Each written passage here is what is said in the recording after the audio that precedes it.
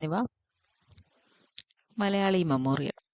1891 ജനുവരി 1 തിരുവിതാംകൂർ മഹാരാജാവ് ശ്രീമൂലം തിരുനാളിന് സമർപ്പിച്ച ചരിത്രപരമായ നിവേദനമാണ് മലയാളി മെമ്മോറിയൽ.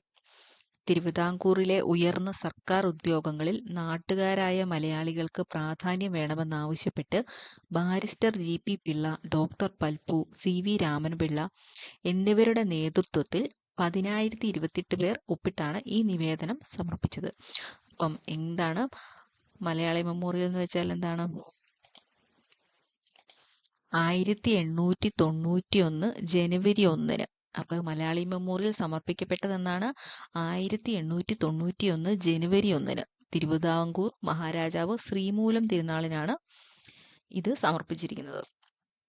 എന്തിനു വേണ്ടിയിട്ടുള്ളതാണ്? തിരുവിതാംകൂറിലെ ഉയർന്ന സർക്കാർ ഉദ്യോഗങ്ങളിൽ നാട്ടുകാരായ മലയാളികൾക്ക് പ്രാധാന്യം വേണമെന്നാവശ്യപ്പെട്ട് barrister ജി.പി. Pillai, doctor Palpu, CV. Raman Pillai എന്നിവരുടെ നേതൃത്വത്തിൽ മൊത്തം 10,028 പേർ ഒപ്പിട്ടാണ് ഈ നിവേദനം സമർപ്പിക്കപ്പെട്ടിട്ടുള്ളത്. അപ്പോൾ വർഷം 1891 ജനുവരി 1 മലയാളി മെമ്മോറിയൽ സമർപ്പിക്കപ്പെട്ടത്. 10,028 പേര് ഒപ്പുവച്ചിട്ടുണ്ട്. നേതാക്കൾ ആരൊക്കെയാണ്? Barrister ജി.പി. Pillai, doctor Palpu, CV. Raman Pillai എന്നിവരാണ് പ്രധാന നേതാക്കൾ. ഈ കാലഘട്ടത്തിൽ തിരുവിതാംകൂറിലെ ഉയർന്ന ഔദ്യോഗിക പദവികൾ വഹിച്ചിരുന്നത് തമിഴ് ബ്രാഹ്മണരായിരുന്നു. അപ്പൊ എന്താണ്? ആ കാലഘട്ടത്തിൽ തിരുവിതാംകൂറിലെ ഉയർന്ന ഔദ്യോഗിക പദവികൾ വഹിച്ചിരുന്നത് തമിഴ് ബ്രാഹ്മണരായിരുന്നു. സർക്കാർ ജോലികളിൽ തിരുവിതാംകൂറുകാർക്ക് മതിയായ പ്രാതിനിധ്യം ആവശ്യപ്പെട്ടുകൊണ്ട് നടന്ന സംഭവമാണ് മലയാളി മെമ്മോറിയൽ. അപ്പൊ സർക്കാർ ജോലികളിൽ തിരുവിതാംകൂറുകാർക്ക് മതിയായ പ്രാതിനിധ്യം ആവശ്യപ്പെട്ടുകൊണ്ട് നടന്ന സംഭവം ഏതാണെന്ന് ചോദിച്ചാൽ മലയാളി മെമ്മോറിയലാണ്. കൂടാതെ ഉദ്യോഗങ്ങളിൽ നാട്ടുകാർക്ക് ജാതിമത പരിഗണനയില്ലാതെ മുൻഗണന നൽകുകയും നിയമനങ്ങളിൽ ആനുപാതിക പ്രാതിനിധ്യം വേണമെന്നും ഈ നിവേദനത്തിലെ ആവശ്യമായിരുന്നു. അപ്പൊ എന്തൊക്കെയാണ്? ഉദ്യോഗങ്ങളിൽ നാട്ടുകാർക്ക് ജാതിമത പരിഗണനയില്ലാതെ മുൻഗണന നൽകുകയും ആനുപാതിക പ്രാതിനിധ്യം വേണമെന്നും നിയമനങ്ങളിൽ ആനുപാതിക പ്രാതിനിധ്യം വേണമെന്നും അവരാവശ്യപ്പെട്ടു. തിരുവിതാംകൂറിൽ രാഷ്ട്രീയ പ്രക്ഷോഭം ആരംഭിക്കാൻ കാരണമായ സംഭവം ഏതാണെന്ന് ചോദിച്ചാൽ മലയാളി മെമ്മോറിയലാണ്. ഇമ്പോർട്ടൻ്റ് ആയിട്ടുള്ള ഒരു സംഭവമാണിത്. തിരുവിതാംകൂറിൽ രാഷ്ട്രീയ പ്രക്ഷോഭം ആരംഭിക്കാൻ കാരണമായ സംഭവം ഏതാണെന്ന് ചോദിച്ചാൽ അത് മലയാളി മെമ്മോറിയലാണ്. മലയാളി മെമ്മോറിയലിന് നേതൃത്വം നൽകിയത് ജി.പി. പിള്ള. പ്രധാനമായിട്ട് ജി.പി. പിള്ളയുടെ പേരാണ് പറയേണ്ടത്. പിന്നെ GP. Pillai, KP. Sankara Menon, doctor Palpu, CV. Raman Pillai, C. Krishna Pillai, Kavalam Neelakanta Pillai, KC. Shadanandan Nair എന്നിവരാണ് മറ്റ് പ്രമുഖര്. പിന്നീട് ആരൊക്കെയാണ്? ജി.പി. പിള്ളയാണ് പ്രധാനി. അതുകൂടാതെ KP. Sankara Menon, doctor Palpu, CV. Raman Pillai, C. Krishna Pillai, Kavalam Neelakanta Pillai, KC. Shadanandan Nair എന്നിവരാണ് മലയാളി മെമ്മോറിയൽ നേതൃത്വം നൽകിയത്. മലയാളി മെമ്മോറിയൽ സമർപ്പിക്കപ്പെട്ടത് 1891 ജനുവരി 1. തിരുവിതാംകൂറിലെ സർക്കാർ ഉദ്യോഗങ്ങളിൽ വിദേശ ബ്രാഹ്മണർക്കുണ്ടായിരുന്ന അമിത പ്രാധാന്യം ഇല്ലാതാക്കുന്നതിനായി 10,028 പേർ ഒപ്പിട്ടൊരു നിവേദനം തിരുവിതാംകൂർ രാജാവായിരുന്ന ശ്രീമൂലം തിരുനാളിന് സമർപ്പിച്ചു. മലയാളി മെമ്മോറിയലിന്റെ ലക്ഷ്യം എന്ന് പറയുന്നത് ഉന്നത ജോലികൾ തദ്ദേശീയർക്ക് നൽകുക എന്നുള്ളതാണ്. ഉന്നത ജോലികൾ തദ്ദേശീയർക്ക് നൽകുക. മലയാളി മെമ്മോറിയലിൽ ആദ്യം ഒപ്പുവെച്ചത് കെ.പി. ശങ്കരമേനോൻ. മൂന്നാമതായിട്ടാണ് ഡോക്ടർ പൽപ്പു ഒപ്പുവെച്ചിരിക്കുന്നത്. ഒന്നാമത്തെ ഒപ്പ് വെച്ചതാരാണ്? കെ.പി. ശങ്കരമേനോൻ. മൂന്നാമത്തേത് ഡോക്ടർ പൽപ്പു. മലയാളി മെമ്മോറിയൽ സമർപ്പിക്കപ്പെട്ട സമയത്തെ ദിവാൻ ആരാണെന്ന് ചോദിച്ചാൽ ടി. രാമറാവു ആണ്. മലയാളി മെമ്മോറിയൽ സമർപ്പിച്ച സമയത്തെ ദിവാൻ ടി. രാമറാവു. മലയാളി മെമ്മോറിയൽ തയ്യാറാക്കാൻ നിയമസഹായം നൽകിയ വ്യക്തി എഡ്ലി നോർട്ടൺ ആണ്. മലയാളി മെമ്മോറിയൽ തയ്യാറാക്കാൻ നിയമസഹായം നൽകിയ വ്യക്തി ആരാണെന്ന് ചോദിച്ചാൽ എഡ്ലി നോർട്ടൺ. മലയാളി മെമ്മോറിയലിന്റെ പിന്നിൽ പ്രവർത്തിച്ച സാഹിത്യകാരൻ ആരാണെന്ന് ചോദിച്ചാൽ ആരാണ്? സി.വി. രാമൻപിള്ളയാണ്. മലയാളി മെമ്മോറിയലിന്റെ പിന്നിൽ പ്രവർത്തിച്ച സാഹിത്യകാരൻ സി.വി. രാമൻപിള്ള. മലയാളി മെമ്മോറിയലിനെ കുറിച്ച് സി.വി. രാമൻപിള്ള എഡിറ്റോറിയൽ എഴുതിയ പത്രം മിതഭാഷി. മലയാളി മെമ്മോറിയലിനെ കുറിച്ച് സി.വി. രാമൻപിള്ള എഡിറ്റോറിയൽ എഴുതിയ പത്രം മിതഭാഷി.